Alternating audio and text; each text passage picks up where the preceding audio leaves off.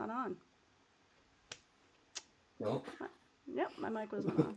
It was on, and then I must have clicked it off again. So Oh hey, no. back again. Can you hear me now? Yeah. This is what happens when you're packing for packs before you get on the It'd be stream. like Your that, brain yeah. is halfway on. Anyway, sorry about that. So welcome to the fray. Um, what I said was I am super excited for tonight. It's always a good time, either anytime I meet up with either of these two fabulous humans out there on the internet. So I'm looking forward to the conversation, and I would like for each of you to just kind of like give a little bit of a background of who you are, what you're doing, and where people can find you, and then we'll kind of dive into stuff. And Extell, why don't you start first? Yeah, name's Extell, aka at ExtrilltheKing on all the socials. Let's see. I am a TTRPG AP performer, a GM. I play, um, I write stories. Uh, for the most part, I enjoy um, portraying my characters and NPCs in the games that I play on actual plays. I run games professionally and start playing games, uh, and I'm looking. Not quite there yet, but I'm preparing. Ooh, Oh, ooh, we just I lost think your you cut mic. out. Oh, it's like a cliffhanger. I'm preparing. Fade to black.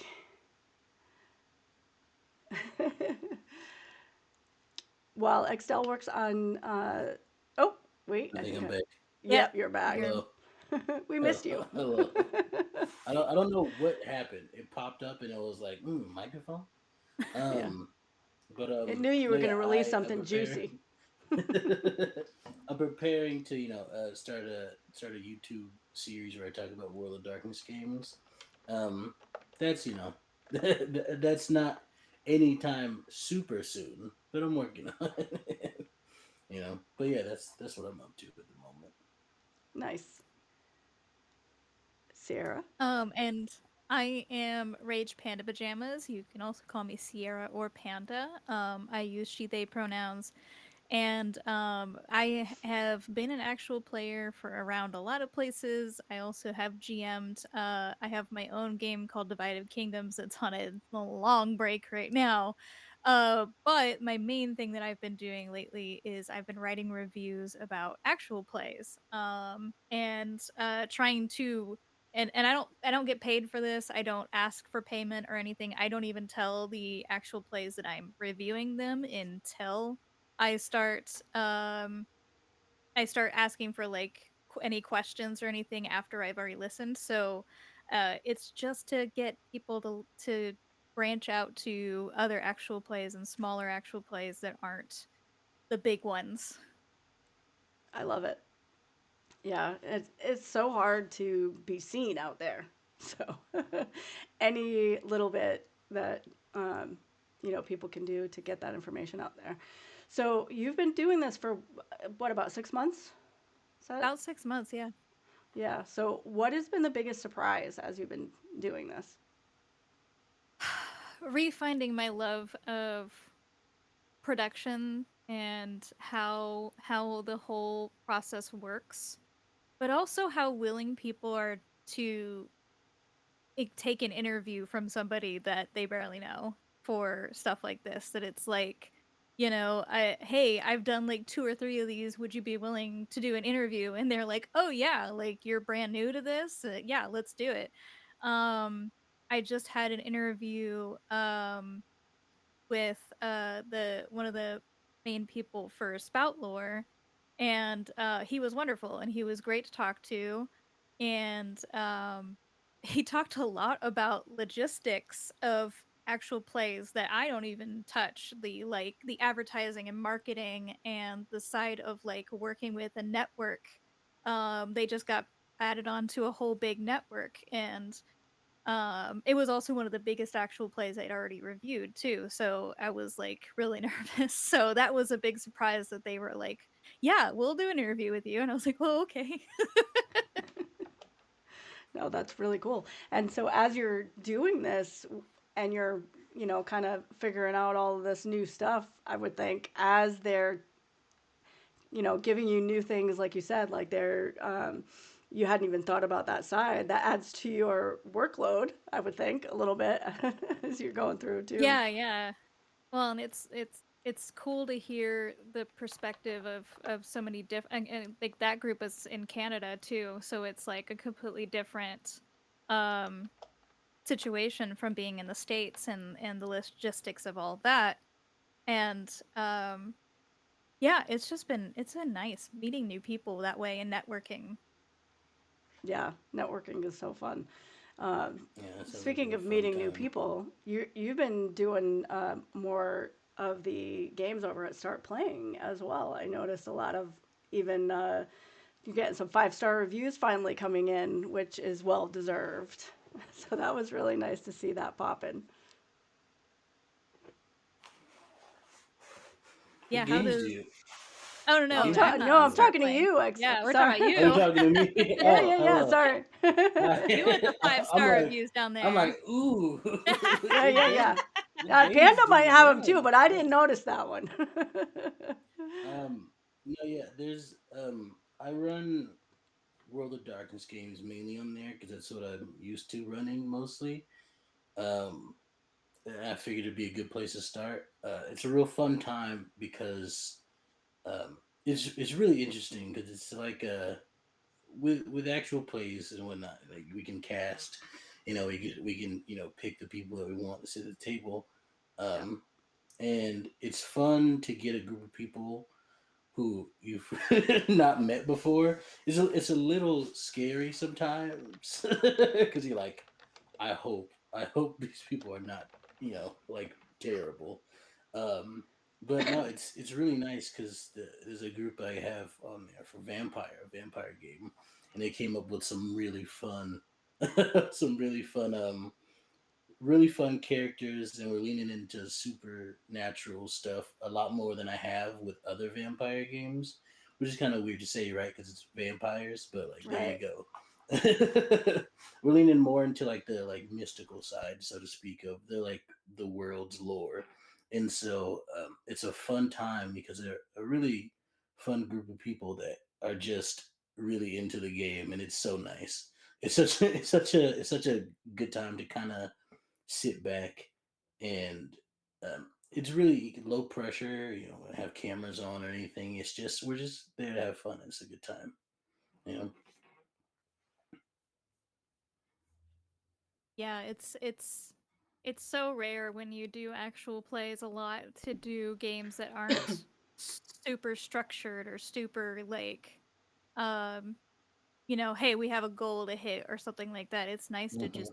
just relax, and it's so like I have one home game and we are trying to get back into, but yeah, start playing is so nice for people that it's like I don't have a group here that I can play with. So especially like, when we're so spread out. Um it's really nice that there are GMs like you that are like, yeah, I'm going to play games but and put it out there. And even if it is paid, like there's so many GMs and stuff even locally that I hear that are paid. So it's like this isn't you guys. Like Yeah. Yeah, Yeah. I think people are finally starting to get it. Like yeah. they've been complaining for the last 20 years that they can't get somebody to GM, you know, and then they're finally kind of putting it together. Oh, this is really a good value to pay Mhm. somebody to do the work of walking me through all of the things that I need, because it's not just telling the story or whatever. You're helping them like cross the threshold, so to speak. Like a lot of the people that sit down at your table haven't played a session of that yet, so it's their first time. And Vampire of the Masquerade is not like, hey, quick start, like like it's Yeah. I, Yeah. I played 2 sessions of Some Vampire, meat and in I there. think I needed a week to get everything. It is a uh, oh, don't get me started about vampire. I could talk a lot about World of Darkness, lore, and other stuff. Um, I'm by no means uh, like a super professional when it comes to like the lore of World of Darkness. I know a lot, but I've met many people who are like, "Oh, I don't know anything." I guess actually, because they'll spout off some stuff, and I'm like, "What?" It's a deep world, and Oh but it's yeah. a real fun. I had someone, um, the first one of the first games I ran on there was someone. It was a solo game. We did about 10 sessions, and they came on there and they were just like, "I've never played this game before, and I'm just looking. I'm kind of doing this to try to like get better at role playing and stuff." And I was like, "All right, okay, vampire is a good one for it." So we'll go off in that a really fun adventure. Where they were the child of the sheriff or the cam, and it was a whole time they had to figure out why the prince had gone missing. Good stuff. It's good stuff. Yeah. I Have love seeing you you excited about it. developed like because I have a hard time teaching people games. I have a Mhm. hard time teaching myself games. Have you developed like a way to teach people that you haven't or that like comes in and they're like, I don't know how to play this? There's like with vampire the rules there's a lot of um I'm using vampire because that's the game I've run for new people the most. Um um it is a it's one it's role play heavy. Like it's insistent upon role play. The system is built for it. Mhm. So it uses a D10 dice pool system. So it's pretty easy to just go like, okay, you have this many dots in strength, and you have this many dots in this skill. You add those dots together, make that many dice, and roll it, and then tell me how many successes you get. And then there's the learning what numbers and whatnot mean a success or not. But like, um, it's a fairly. I don't think it's the easiest symbol to learn by any means. I don't think it's super easy to learn either, but I do think it's easy to catch on to once you've done it a few times. And so most of the time, I just sort of guide them through as we play. I just go, listen, we'll make the character sheet. There's a lot to the character sheet. I was like, we'll make Yeah. the character sheet together, and then we'll start playing. Yeah. But A Like it's just go. didn't even mean to do that one there.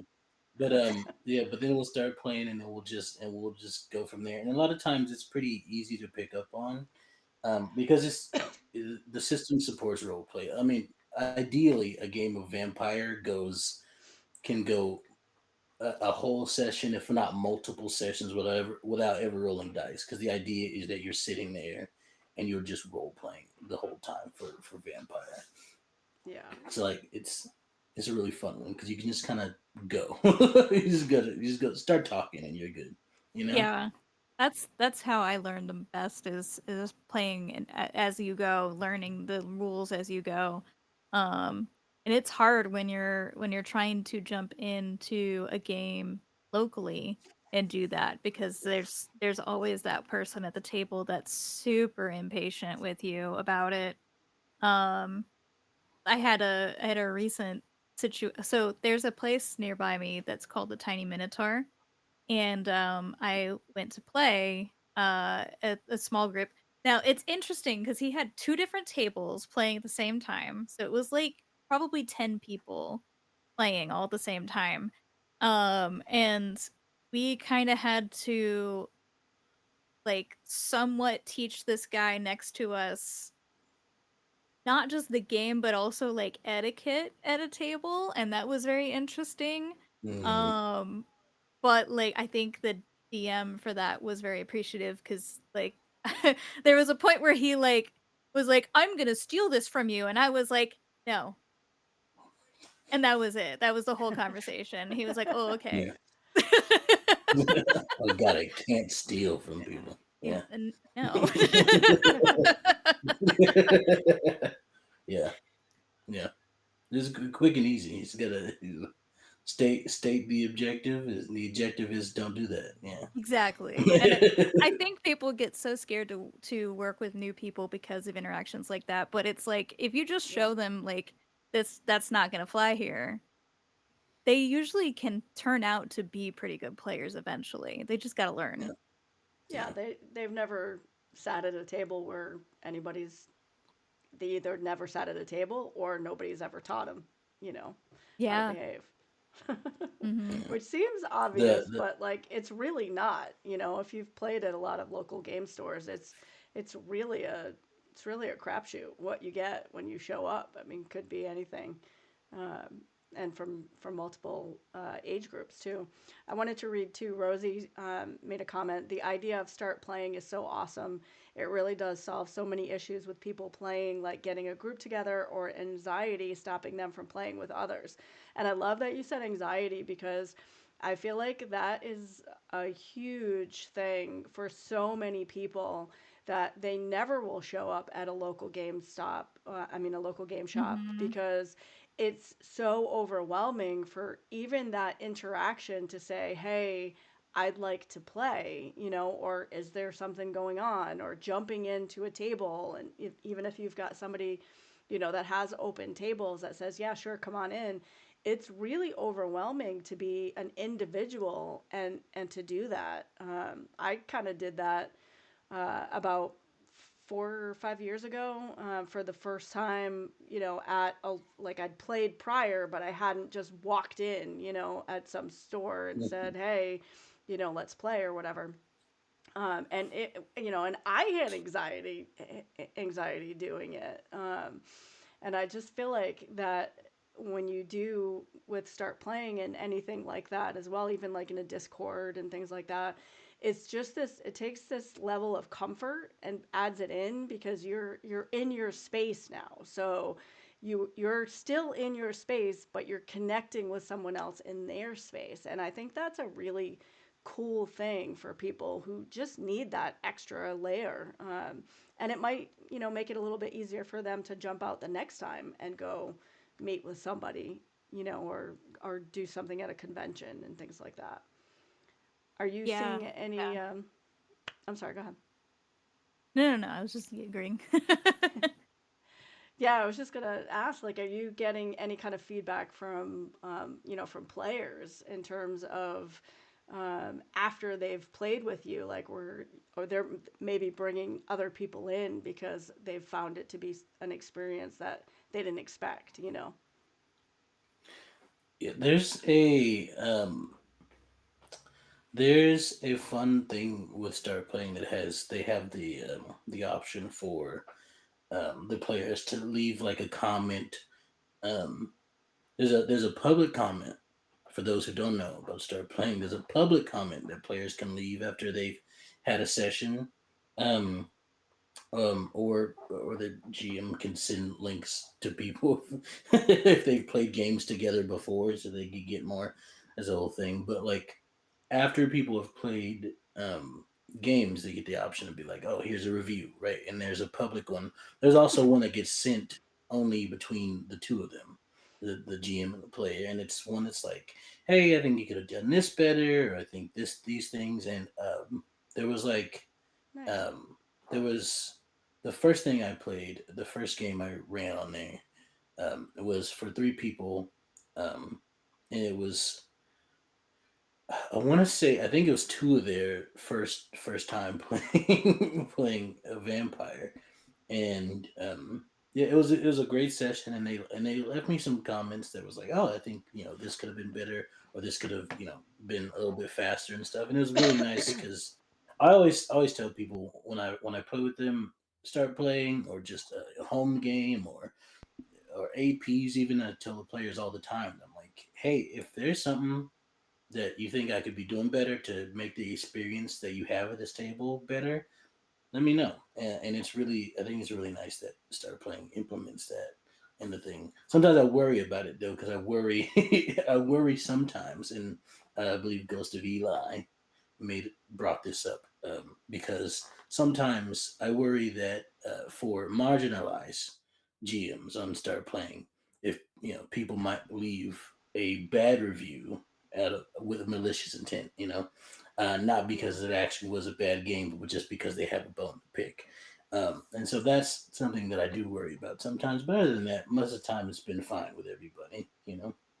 Well, Yeah. and I think it's going to be a little bit scary to be in that position of people are just signing up, so you're putting yourself out there every time, for somebody to join, and like you said, it's it's Yeah, that extra level. it's a real because I had actually had someone join my werewolf game because I have two a vampire and a werewolf game up there, which they actually kind of intertwine once I get players in the in the werewolf one. But someone signed up for that one and they joined the Discord because I said set up a Discord for all the players and stuff. And they joined the Discord. I give them their role and I'm like, oh hey, yeah, there's a certain amount of players that need to start before we get started. So I need to have 3 players total before we start a session. Because otherwise it's not really not really Yeah. worth it. Yeah. But like um, there's like um, they joined the Discord, didn't say anything, for like a week and a half maybe. Nothing. And it was a blank profile on Discord. They've been there for a few years. So, but, I messaged them, I pinged them a few times and nothing came back. And I'm like, this is sketchy. And I, I kicked them from the game, because their profile Mm-hmm. on Start Playing is empty. Their Discord profile is empty. There's nothing there, except the Sure. date they joined and a picture of like Captain America or Oh something. yeah. And it was like, and so I'm just kind of like, yeah, kick them because I don't want to jeopardize anybody else on the server or myself. Sure. And then I get a message from this person after I kick from from the game and start playing, and they're like, "Why'd you kick me?" And I'm like, "You didn't respond to anything I said." What do you mean? You never responded to me. Like I don't. So like you know, uh, so I just it's a time. It's a time. Yeah. It's interesting for sure. Yeah. It's fun Yeah. for the Well, most part. safety first. Yeah, Yeah. always. Yeah.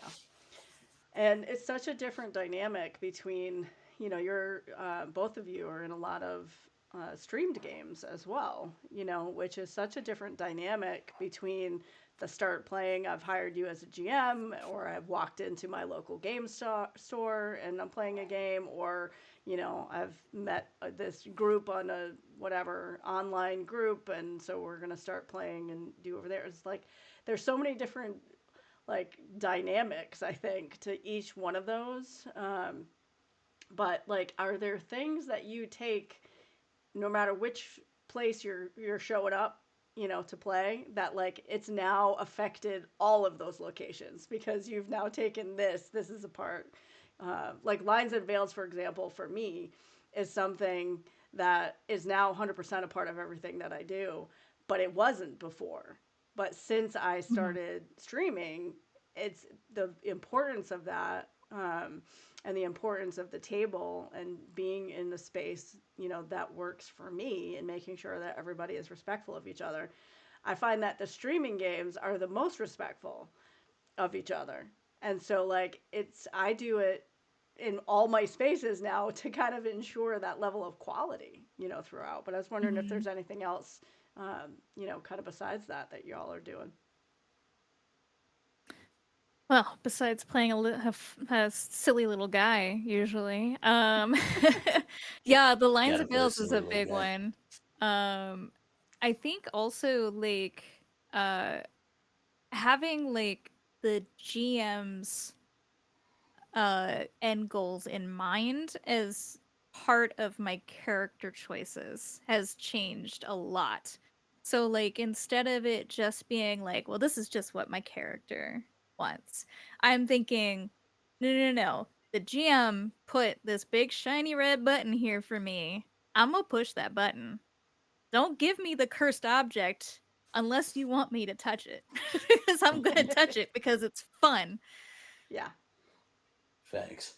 Facts. That's always a great mentality to have at a table. I feel like Yeah. I I mean, love I when just there's I thought that love was when there's a how it went. player. Yeah. I love when players are just I'm like, like, and? yeah, I'm gonna do the thing. Yeah. It's a great time. Oh, this sword is gonna meld itself with me and not leave me. Surely it'll be okay. Give me. Yeah, surely it'll be fine. So it's talking to my brain. That's normal. Yeah. I have What could Mega go Man wrong? cannons. Cool. Listen, you Yeah. gave them to me. Don't be mad that I use them. You gave me a gum fruit. All right, let's go. Oh no, gum gum fruit. I have not watched that show. Don't come at me. No, it's a good time. I think for me, I tend to sort of along the same lines is I like to I really like to make character choices that move the story forward. I once what is it? I once sat at a table. This is like when I first started playing TTRPGs, long before I started doing it as a as a social media person. A As a little celebrity. peep on the screen, yeah. Mhm. um, and this is it's probably a few years before I started doing it online, but like so sitting at a home game table outside, chips, pizza, all that stuff. Um, and we for a Shout out long to time, Chips. sometimes we just sit there. Um, sometimes we just sit there and nobody would do anything. 'Cause I was still new to it, and I was like, well, I don't know what I'm doing. Um, and like for a while, no one would really do much. Stuff would get done. Don't get me wrong. It's not like we just sat there, never left the tavern, But like, but we sit there for a while and not get anything done. And something that I like to do now is that if we ever get stuck at whatever table, man, if there's ever a moment where we're like just talking too much, I'm like, Mm. I kick the door down. Mm. Mhm. Yeah. It's like, oh, should we go left or should we go right? And we sit there talking about it for 5 minutes, and I'm like, well, I'm going left. Like, My my husband's the GM for our home game, and he is like, "You are the wild card." And I was like, "I gotta keep you guessing, honey. I can't just do things because I do things. I gotta go crazy." And like there was a time where he had the BBEG have like this whole monologue moment and like, hey, you can't catch me, and then runs out. I was like, I go after him. And he was like, okay. And then I was like, I go after him, and then I wait for him to look at me and I flip him off, and then I run away. I was like, I know I can't fight him right now, but I can sure antagonize him. yeah, Yeah. that is the truth. When in doubt, piss them off. Yeah. Mhm. Yeah. The other players are all debating on which button to push. I'm like, ha ha ha ha. I've already pushed 7 of them. All right. Right, Right. like, it's fine, guys. Here, I'm just gonna unplug it and see if see if anything happens. Yep. That's the Yeah. sun. Oh, my bad. Oops. We didn't need I that. have dark vision. Yeah. Yeah. Yeah. What's the wildest character that you have played? Oh, I got you. You ready? I was on this actual play called Empyrean Rising on Altered Echo Archives. Um, Jax, my lovely boy Jax. No last name. He was the son of a god. And he didn't know it for a while, but then he found out. And uh, in a world where the setting was this, right? So the world worked like there was a time where magic existed in the world, but that time has passed. Like the magic left the world.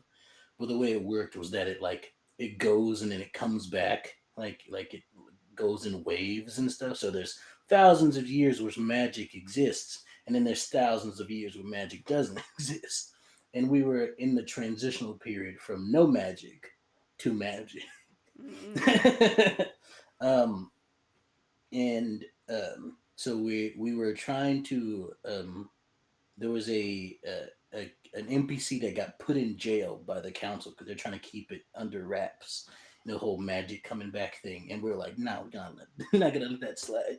So we got to break the guy out, and I made the only fighter. I made the only combat character.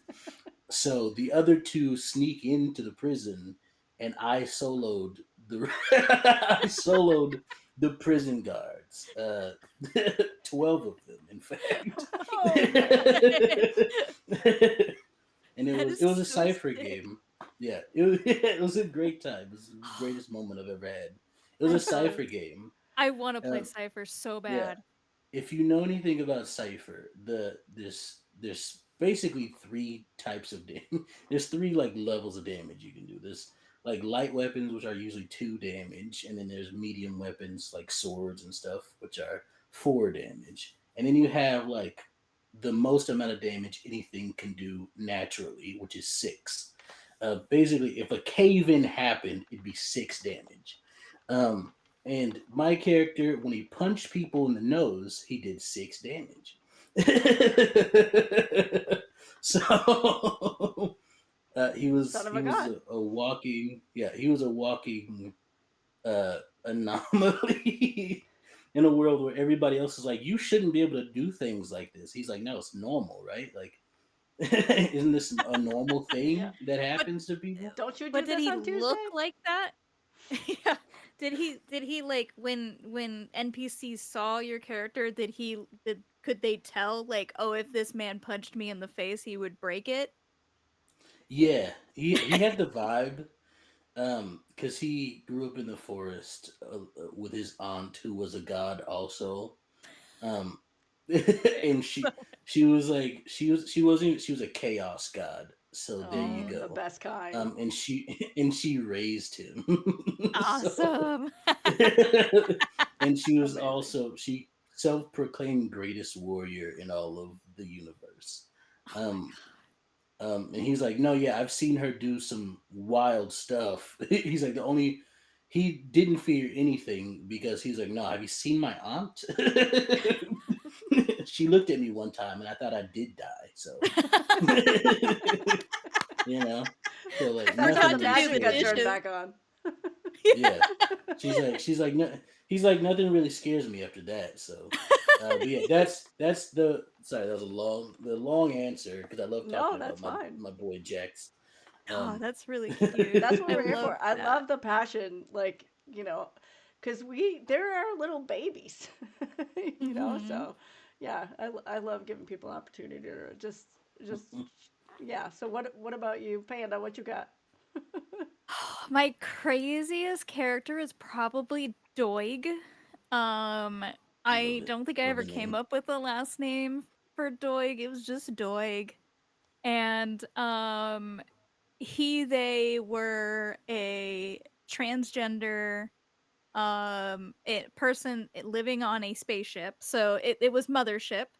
Um I built this character knowing they would probably die.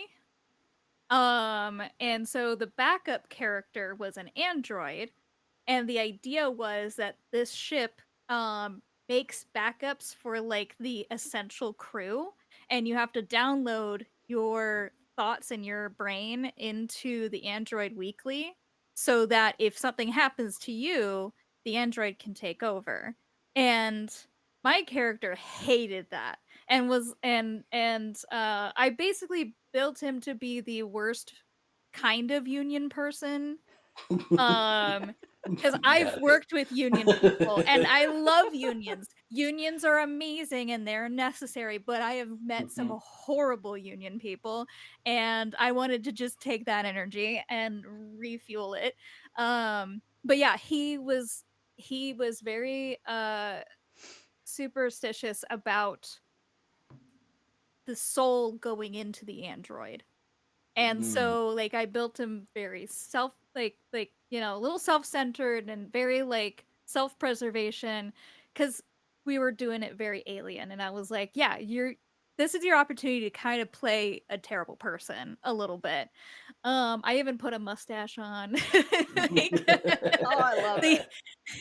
the only reason they ended up being trans was because when I was building the character in Hero Forge, I didn't realize I didn't switch the body type from female to male, and I was like, no, keep the boobs. I love it. Keep the boobs and the mustache. All Yeah. about this. I love it. Iconic. Hey, we need more Yeah. representation out there anyway for the whole trans community. So Mm-hmm. that's And amazing. you don't have to have surgery to be trans. No. Thanks. Yep. Yeah. Yeah, So much judgment out there. I love Doig. Is that what you said? Yeah, Doig. D-O-I-G. Doig. It's all like look, it all the feels best like an characters have action. one name. It's true. Mm-hmm. Yeah. Doig feels I'm gonna like I Doig. got punched in Yeah. the stomach. Doig. You know, like I don't know. It Yeah. does sound like a cartoon sound effect. Yeah. Yeah, for sure. I'm gonna bonus action Doig. Yeah. Doig. So watch me go write a spell for that. Yes, I love it. I love it. Yeah. I cast Doig. It doesn't really do anything. What? Yeah. You do Just what? complains about the robots. Complains should about the just do robots that. taking our jobs. Mm-hmm. Yeah, it's exactly what it is. It's some guy that shows up and just complains about whatever thing is inconveniencing them at the time. That reminds me of the very first game TTRPG I played, very first session. It was D&D because obviously a lot of people start off with that, but like in our group, this happened at my college, by the way. We were in our cafeteria, and we just my friends were like, "Want to play D&D? Sure, okay. I've never heard of that. Let's do it." And Love it. I made a human druid because but The people who one make of the humans other fascinate me. yeah, As a listen, general rule, if you make I've a not made human one in since. D&D, yeah, I'm just fascinated by your brain. Like, Yeah, because I'm going to do at anything first, else. it was like at first I was like, I don't know what's happening here. I don't know what Yeah. a genasi is. Yeah, that was your safety net. I can be a guy. human. Yeah. Yeah. Yeah, I'll go with a guy. Yeah. Yeah. But like, so we're sitting there, and one of the players was like a wild magic sorcerer, I believe, who had his whole fun thing, was asleep during the day and awake at night. It was a great time. So we'd walk around, and his character was just sleeping. But casted a spell. The character casted a spell. Wild magic went off, and they had the GM and the player had made up their own random table for spells, and so it went off. And what ended up happening was this is like, no, yeah, just a pool guy from the modern world appears. We're in this like dense forest. We're getting lost. We don't know where we're at, and it's just a guy with like the stick. Like the world. Yeah, Around the bottom of the it just pool. is there, and it was like, hi. And we were like, oh, and then we just left him there because Poor guy. we were like, Hi. He's living with the Fae now. yeah, he's just out there with his pool, stick thing. Yeah. And he's just like, yeah, man, came here to clean some pools, and it's been 20 years. I was cleaning the pool in my normal job, and now I'm here for 20 years. Yeah. In the closet of that's wherever an he anime lives title. now is the pool stick just sitting in there, Yeah. Somewhere. Like, Papa, what is that? Yeah, he's got like little tiefling children. I can tell you the Yeah. story of Earth. It's an urban legend. I don't really believe it anymore. Honestly, it feels like an entirely different lifetime ago. For a long time, I thought it was a fever dream until I found this. Again. I'm kind of surprised he didn't tell us that he like shows back up as the BBG, because that would have just been great. I think we Right. joked about it for a little bit. We were like, what if he just shows back up and is like, you brought me here. Yeah. And I'm I mad will now. destroy Yeah. you. He's got a warlock pact going, and Yeah, yeah, exactly. I've become an archmage in I 2 months. control the water. Turns out I was real good at it. he's a demi-lich already. Yeah. Yeah. How'd you get here, guy? Summoned summoned summoned by by this group of idiots. And I Summoned think by this human. yeah, and I had the bright idea as a druid, right? I had a bright idea to be like, because we're in the forest and we're like, we don't know what's happening. So I'm like, let's burn some of it down. See if we can get a better view. A Lights it druid who on the plays with fire. fire. Yeah. This druid didn't give a shit about nature. It's a controlled burn. Yeah. How about arson? Yeah. Yeah. That's a good way to go. Yeah. I mean, not all That's druids fun. care about nature. You know? Yeah. Why are you a druid? I mean it for the money. I'm currently building a druid right now that's I forget the name of it, but it's basically the little squirrel dudes. So I'm creating it right now so that I can uh, create creatures that I can also ride on as a squirrel. So like I'm gonna summon familiars that are larger than me that I that I can take rides on. It's just I gonna be absolutely absurd. summon a mastiff, you know? Something, yeah, I don't know. It's in the Fey realm, so all bets are Yeah. off. It could be anything. Fair. True. Fair. Yeah, it could be anything. I don't know. Maybe I'll do like a homunculus, whatever those are called. I know you're not supposed to do that, but we might play. Yeah, I just flub a couple of rules around. No big deal. Yeah, You know. we'll play. It's Yeah. like, what if I could just cast wish? You know? Right? What if I can cast wish as a first level spell? Like Oh. you Oh man. So I am so concerned because in my Divided Kingdoms game, um my players are amazing. My best friend is one of those players, and his first character, and apparently he made this character to see if I would let him do it, and I was like, "Don't ever do that to me." His first character's name was Ray Sist. This man's Dominican, Oh. okay? Oh no. Like, I was Oh like, no. It's just and then, "Well, where inciting are you violence. going?" Yeah. I was like, "And then, well, where are you going?" And he was playing a ranger, and he was having a really hard time with the Beastmaster Ranger on D&D Beyond and everything, so we ended up axing his character and getting a new one. I, I keep telling him I killed Ray, and he's never coming back, but you never know.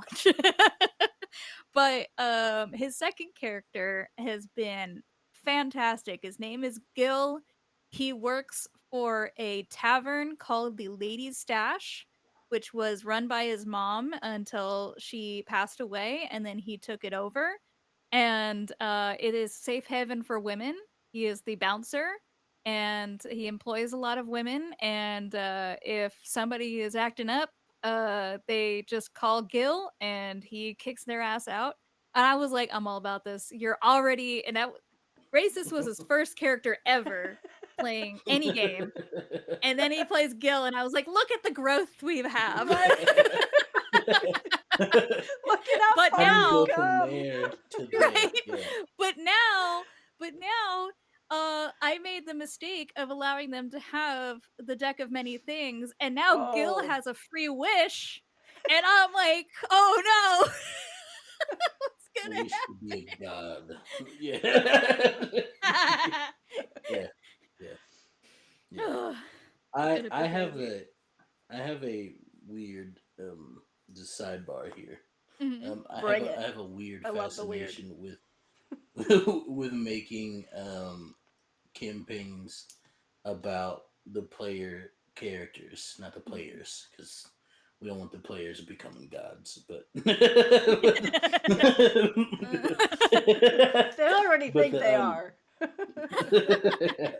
I like to make the players really powerful for some reason. I found it really fun to just be like, no, yeah, you're a god. What do you want to do? You know, because Right? I really like the like because like anybody can be, anybody can be, super powerful warrior guy, savior of the world and all that stuff, and that's fun, and that's a fun thing to do. But what do when you do have all the power? What I Yeah. really like posing.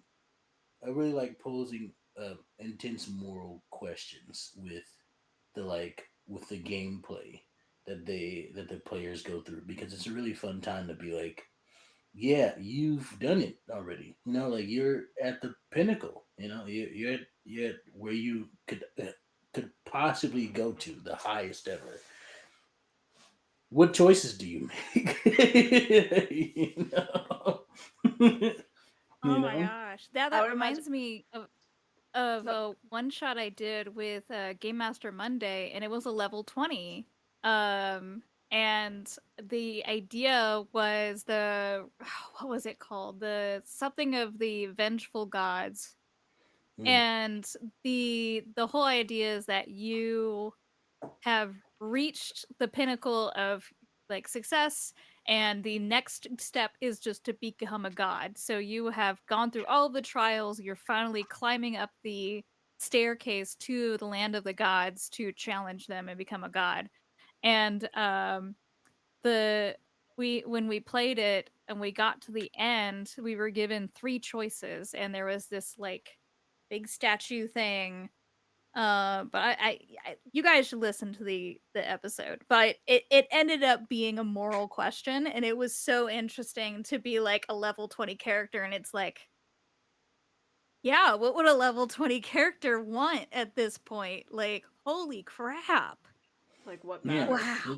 because it's like what's really fun, and this is a I, for the most part, I heard B. Dave Walters say this a few times, and it really got me, really thinking. And it's kind of like, yeah, you've become the savior of the world, but like when you have the ability to tear down mountains with your bare fists, should you do it though?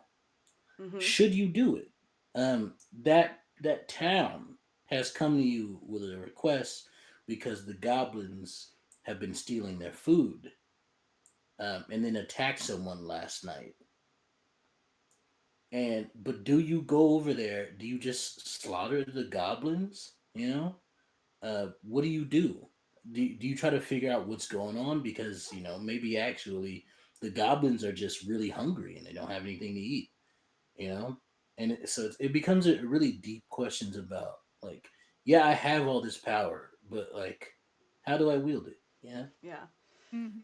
That's why I love apocalyptic type stuff as well, because you're kind of like in that same, like everything has changed, the rules are off, there's no standard of law, all that kind of stuff. So it's all these like moral, morality questions that come into play, like as people, decide, do I need to kill this person to survive? Do I need to do this for this food? Like all of these different aspects of it. So it's interesting that you're doing it kind of like on the reverse side of that. You're like, I am all powerful, and so I can fix any of all of these things, and I can do all of this stuff. But like you know, does it matter? And are you like, whatever, because you're all powerful, so you don't even care anymore. Like I Hmm. love that dynamic, and I would think too, like with the um, when you're doing it like in a werewolf or a vampire type of scenario, it adds a whole nother level to it because you're already like superhuman going into that, and then now you're superhuman, but you're also a superhuman, like a god that's superhuman and does this other stuff too. So like, how does Mm-mm. that play in, to the Yeah. to the world and the dynamic? Yeah, I love it. With vampire, I've always said was like World of Darkness games. I haven't played all of them. There's a lot that I really want to play, like Changeling, and I haven't played Hunter or Mage, but Werewolf Vampire I've played, and what's really fun about both of those, and I dare to say about a lot of the World of Darkness games, because I know a little bit about all of them, but like they are games that allow you to tell really human stories by being a monster. You know what I mean? Mm. It's like it's a lot of it is the question of um, do I do this? Do I do this? Do I give in to the monster? Do I become the monster? Shout out to Epic the musical. When when does a man become a monster? You know, like Yeah. um, so it's like I love the World of Darkness games because they um, can tell really powerful stories. I think, and I love telling stories with those games. It's a fun time. It's such a fun time, you know. Speaking of telling Yeah. stories, you're writing something too, aren't you? No? Me here? Yeah. Me? Yeah. You Did talking- I Oh, did my internet sleuthing tell me wrong? I I was on your Kofi page, and I was like, it looks like you were starting to write some stuff. I okay. Here's the thing. You ready? I Listen, have if we don't need to talk about this, you can just no, red no. card that You're thing good. right now. We move on. We're good because I love writing stories. I love write. I've got stories in the in the like what's it called In your brain. trying to yeah, I got stories in like the box, so to speak, Yeah. um for my character Jax, for other characters that I've played and stuff, just stories that I like to write about them. um I love that. there's a character for what I like to think of. There's a story for what I like to think of as my staple character, like my like main OC.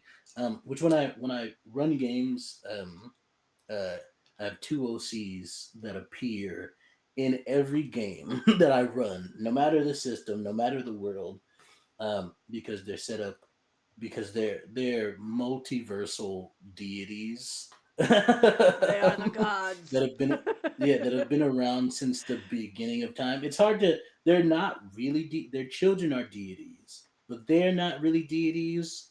They're also not like the creator or anything. They were just it's a whole thing. But anyway, Yeah. to answer your question, I do have a story about my character. Cal Stormbreaker is his name. Um, uh, who started off as an Air Genasi monk that I played in the D&D game, and then changed it up because because of stuff. And I wrote about him, and it's on my Ko-fi, the story of Cal Stormbreaker. I even had a podcast for a little bit of time, which is different. The podcast I have about him is different from the story that's written on my Ko-fi. Because when um, you talked about it uh, live, you told a different story. Is that what happened? Yeah, yeah. When I because I Cool. just essentially was reading it. I wrote out the story a bit, and I was essentially just reading it as a podcast. It's on Spotify. The story called Stormbreaker. I haven't. It stopped at like season 2, episode 2. You don't have to listen to it. You'll be left on a cliffhanger. I'm sorry. Well, they'll chase you down Yeah. if they listen to it. They'll chase you down. I might go. I might write more of that specific storyline, but the storyline that's on the Kofi, that one is also has been on pause for quite a while. But yeah, that is there. I do like to write stories sometimes, so there you go. Yeah.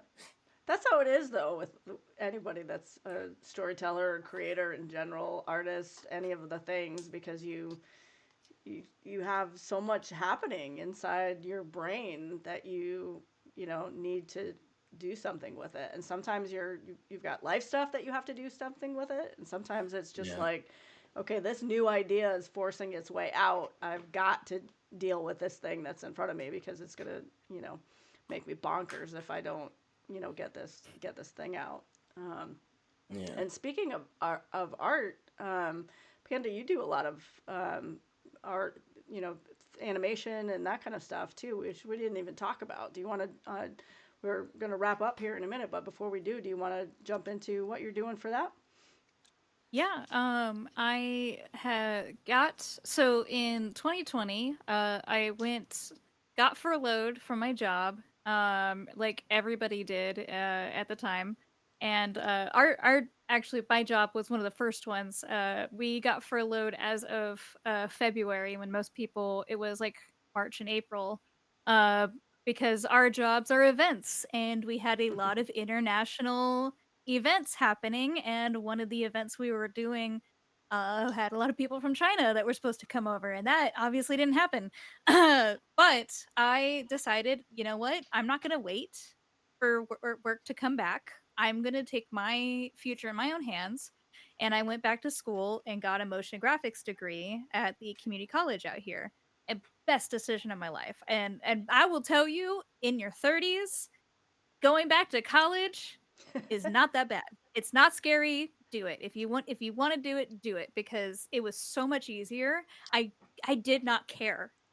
When you're in your 20s, you care too much. In your 30s, don't care. Like I got the task done. I learned the thing that the task required me to learn, and I didn't go further than that. It didn't have to be perfect. I just needed to learn the thing that they needed me to learn.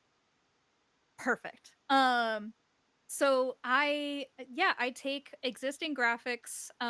That's my main thing is I'm not very good at making the graphics as much. I'm really good at logos, but I'm not much of a drawing or anything like that. But I'll take existing graphics and then I can add the motion to it to just bring it to life. And that like there's a primal thing in everybody's brain that you see something move, you look at it, Yeah. and it's a great way to advertise. Is just put a little motion into anything that you put out there online. It's gonna grab attention more, and like you already know that pictures grab attentions. Add some animation to it, and you get more and more attention. And that's what I've been trying to get people to know about it. And a lot of the stuff I do is very really not that time consuming. It's mostly just like it's a lot of stuff to learn as far as the program goes. But I love it. I honestly I think I found really my niche as far as motion graphics goes, and I'm really hoping to eventually really make that my main thing that I do. I love it. That's cool. Yeah, That's real very cool. cool. I Yeah, I support that. I have Thank you. a degree in broadcast and all that, so I come from that world, and I lived in After Effects for many hours, a million years Mhm. ago. So it's funny because like I just hearing you talk about it, it like it always stirs that little bit inside. I think of anybody that kind of like is in that lane, I guess, because it's fun. It's fun to take something and make magic with it. So I love that you went back to Absolutely. school. Yeah, I love that we went back to Yeah. school and just chased your dream and was like, yeah, this is what I'm doing. And you do the graphics for the show as well, right? I do graphics for my own my blog, and then I have done some graphics for Tabletop Tailspinners, the show that's coming up. We don't know when it's gonna go live. It's really behind on editing, but it's just a lot of stuff going on at the same time for TTN right now. But Yeah, they're yeah, I've been they're helping with they got a lot. graphics over there. Um, so yeah, it's been nice to start. And I did it's on my if you go to my link tree that's on my website, you can also find that I did some motion graphics for DeMille's wonderful works, the map maker. I did some animated maps for her as well. So map makers, hit me up. Nice. And while we're kind of in this zone of talking about where people can find you, unless either of you have something that we didn't talk about that you want to get out there, now's your chance to jump in on that.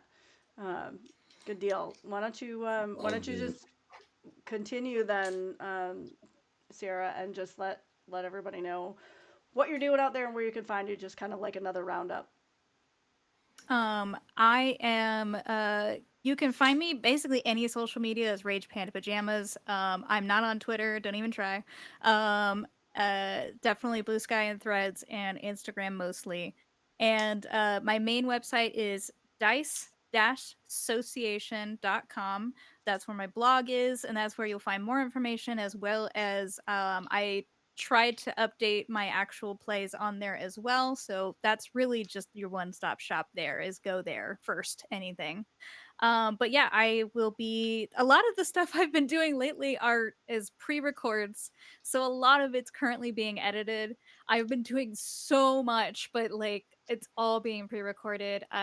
We've got a three shot that's going to be part of a Kickstarter coming up for TTN. We've got Saints Curiosities, which is going to be a Candela Obscura game set in the Oh, 80s in Appalachia. cool. As far as we know, it's the only one that's going to be set in anywhere but the Fairlands. And then I've got, oh, what else do I have? I have so much. I have Historia with Wanderer's Haven coming up. Um, there's so much. Yeah, those are the main ones though. Yeah, and we've got the link in the chat as well, and we'll also have it if you're watching this on the VOD. It'll be down in your notes as well. Yeah, Extell. Let's see. I'm in a similar boat. There's a lot of stuff that I'm pre-recording that I can't quite talk about just yet because it's still going on. But yeah, you can catch me on the socials at ExtrilltheKing. Um, let's see. Start playing. We've talked about that one. Uh, you can catch me every other Saturday. Um, including this Saturday coming up on Tales from the Table Studios for Path of the Fates, where we're running. It's a Star Wars Force and Destiny run. It's AP. It's a good time. We have two tables: the Jedi and the Sith table. Guess which one I'm at? You'll never guess it because it's the Sith table, but it's a wonderful time. I know I don't seem like a Sith, but it's a wonderful There's time. no wrong choice there, Togruta, Jedi or Sith. There's yeah, no wrong choice. yeah. It's a Togruta. His name is Ronan, and he's great. He's a wonderful time. Um, I would like to describe him as like Sakuna, space Sakuna. So picture that. It's a good time. But so let's see. So there's that. Uh, it's at 1 p.m. Eastern. So I'm trying to rack my brain for all the things I'm doing No, you're that I good. can talk about. Because I'm running through and I'm like, can't talk about that, can't talk about that, can't talk about Yeah, Yeah. that. You you'll can be catch back in me.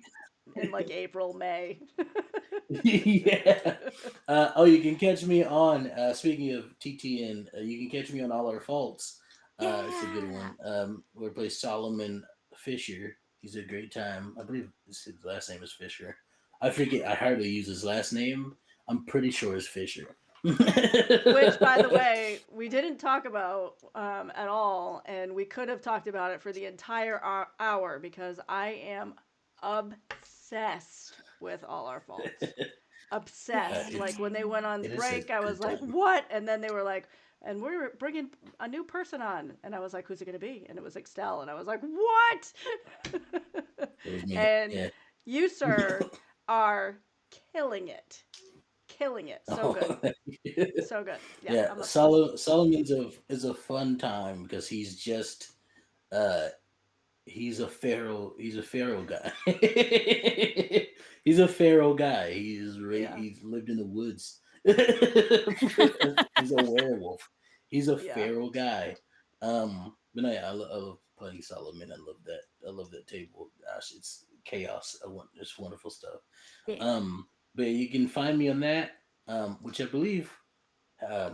was just put up on. Oh, I forget. We were. I gotta look it up because I have to say this. Um, the Audioverse Awards, I Mm-hmm. believe it's called. That's right. We're on there on the ballot, so you can vote for all our faults. And I believe there's another TTN show that's on there. I believe Magnificence, Yes, if I magnificence. remember correctly. Yeah. So if you like either of those shows, go ahead. Maybe you can win an award or something. Go ahead Hmm. and vote for them. Yeah, yeah. But yeah, so there's that. There's just so many things I got going on. If you follow me on socials, you'll see them all. You'll see them all. I can't keep thinking of all the stuff that I can and cannot talk about. Hmm. So yeah, I'll leave it at that. Right. I Oh, and I'm also in Feydark. I forgot about Feydark. I just did a Ooh, recording um with Janelle, and I'm ooh. guesting. I'm gonna be in 3 episodes. That's it. But what do you mean I'm that's it? playing a Don't put really that's it at the fun end of that. character. I'm playing a really fun character, and I think people who have been enjoying that show is gonna love this crazy character that I created for this. Oh, that's all we get? We don't even get any little tidbit of what the I ain't character is? giving you Oh! nothing. 'Cause I No inside oh. scoop. Come on, for All the I'm Can't wait. saying fans. is I know everything about that campaign. So if I say anything, I'll probably spoil something. So I'm not saying anything. Don't cross a Fair enough. line. Yeah. Fair enough. Yeah, no, I totally get it. It's such a good time to be in this space right now. Just to be watching what's going on. I'm just blown away by the caliber of content that is just everywhere right now, and the quality of people in terms of even just like the people themselves, not just like what they're portraying, but the quality of people and like the community and everything is just absolutely stellar. I'm blown away every day, and more and more I'm consuming more independent stuff than anything else out there. I may or may not be watching Arcane right now, but that's a whole nother thing. So, which It's now I community need theater trauma. for the internet. Yeah, That's what it is. Yeah. it really is. It's just so good. It's so good. Hard as a dungeon, obsessed. I'm absolutely obsessed. Yeah. Yeah. I like going back and forth between all of faults and Hard as a Dungeon right now. It's never a bad day. Fair enough. Yeah. Yeah, it's fabulous. Well, I thank you both for hanging out. Appreciate it. Always a great conversation. we are we've got the links in the chat. We've got the links in the VOD. They've got so much going on, so you can catch them all over the place. We appreciate you in the chat for hanging out, and we'll see you next time. Bye.